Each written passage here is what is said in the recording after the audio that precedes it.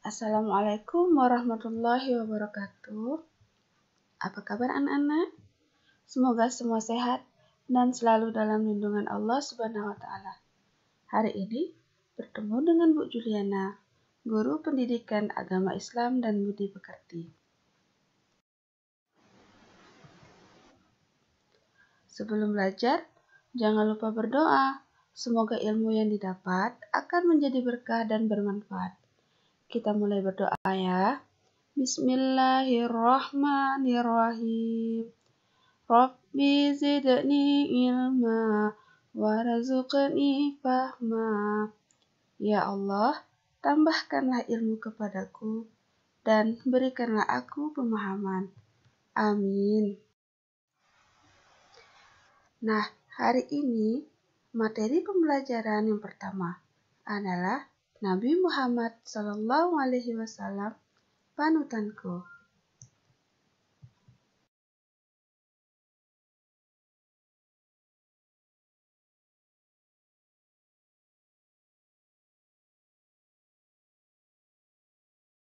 Dengan submateri yang pertama yaitu A. Sikap percaya diri Nabi Muhammad SAW.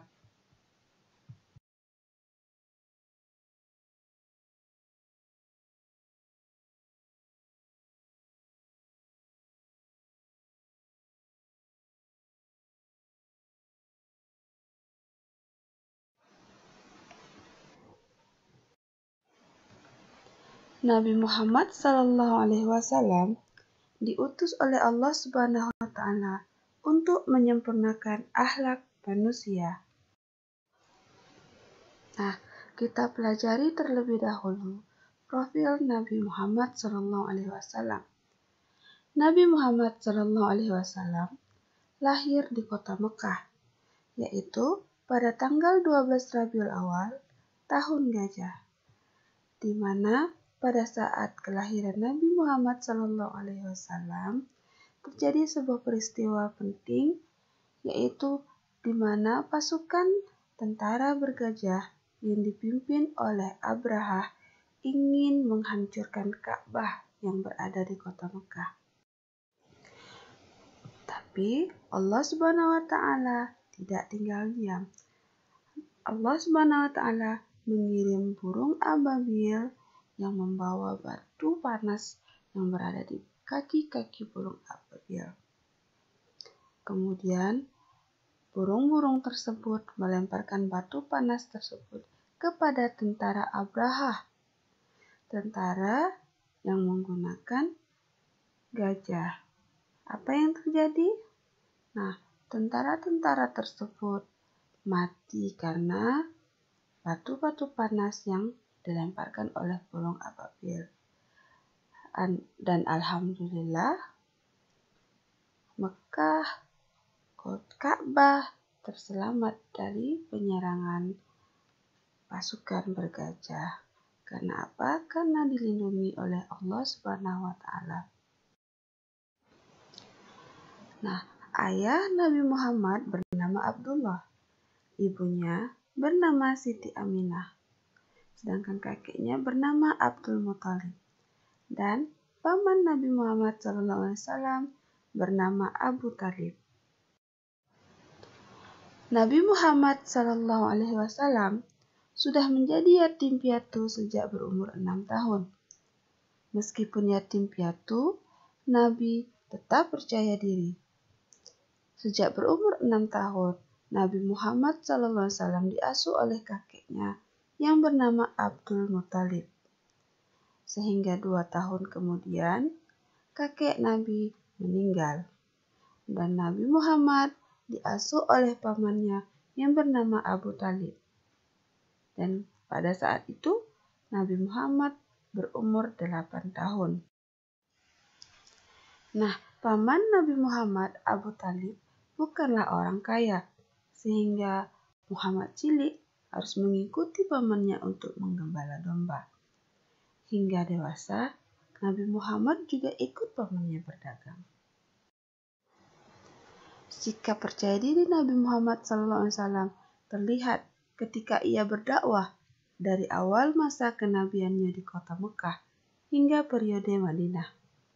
Sikap percaya diri terlihat dari kegigihan beliau menyebarkan agama Allah Subhanahu wa Ta'ala, meski disambut dengan penolakan keras.